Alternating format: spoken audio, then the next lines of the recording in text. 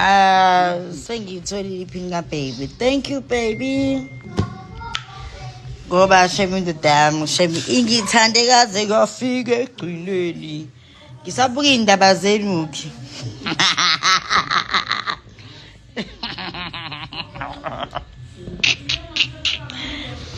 Okay, jokes aside.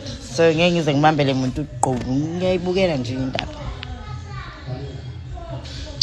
Hayi buya kuyintombi like hayi.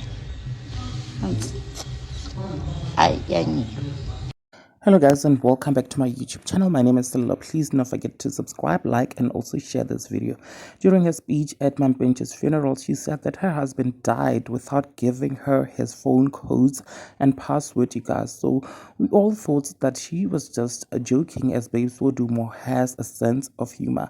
Guys, it seems like she wasn't joking at all, as she revealed that she has managed to open the phones. She revealed that she got the shock of her life, but she will not hold any grudges. She also addressed Mampintsha's side check and said that she's reading their messages and that Mampintsha's DMs and messages are filled with girls. Anyways, please do engage with me in the comment section below.